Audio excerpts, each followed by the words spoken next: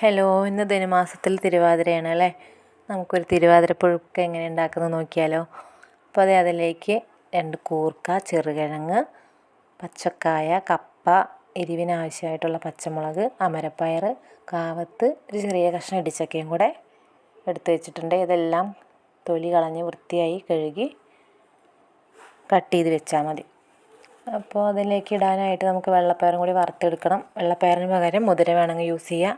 ഞാനിപ്പോൾ ഇവിടെ വെള്ളപ്പയറാണ് എടുത്തിട്ടുള്ളത്. അപ്പോൾ നല്ലപോലെ ഒന്ന് ബ്രൗൺ നിറാവുന്ന വരെ വറുത്ത് ഇത് നമ്മൾ കുക്കറിലിട്ട് പകുതി വേവിക്കുക. പയർ ഒരു പകുതി മുക്കാൽ ഭാഗം വേവായി വരുമ്പോൾ നമുക്ക് കട്ട് ചെയ്ത് വെച്ചിരിക്കുന്ന കഷ്ണം കൂടെ അതിലിട്ട് വേവിച്ചെടുക്കേണ്ടതുണ്ട്. അപ്പോൾ നമുക്ക് വേഗം തന്നെ കഷ്ണം അതിലേക്ക് ഇട്ട് കൊടുക്കാം കേട്ടോ.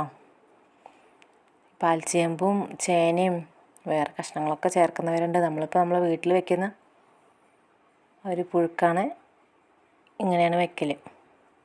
അപ്പോൾ കഷ്ണങ്ങളെല്ലാം ഇട്ടെടുത്തതിന് ശേഷം നമുക്ക് ആവശ്യമായിട്ടുള്ള പച്ചമുളകും കൂടെ നുറുക്കിയിട്ട് മഞ്ഞൾപ്പൊടിയും ആവശ്യമായിട്ടുള്ള ഉപ്പും ആവശ്യത്തിന് കഷ്ണം വേകാനുള്ള വെള്ളം കൂടെ ഒഴിച്ച് കൊടുത്ത് നമുക്ക് കുക്കറിൽ ഒരൊറ്റ വിസിൽ മതിയേ നമ്മൾ കഷ്ണങ്ങളൊക്കെ വെന്ത് കിട്ടും. അപ്പോൾ അത് നമുക്ക് അടച്ച് വെച്ച് കഷ്ണം ഒന്ന് വേവിച്ചെടുക്കാം.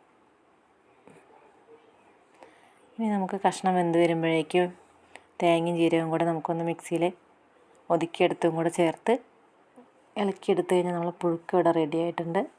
എല്ലാവരും ഇതുപോലെയാണോ ഉണ്ടാക്കുന്നതെന്ന് കമൻറ്റ് ചെയ്യുക. പല രീതിക്കും ഉണ്ടാവും. നമ്മൾ വീട്ടിൽ ചെയ്യുന്ന രീതിയാണിത് കേട്ടോ. അപ്പോൾ അതേ പച്ച വെളിച്ചെണ്ണയും കുറച്ച് കറിവേപ്പിലയും കൂടി ഇട്ടാൽ റെഡിയായി പുഴുക്ക് കേട്ടോ.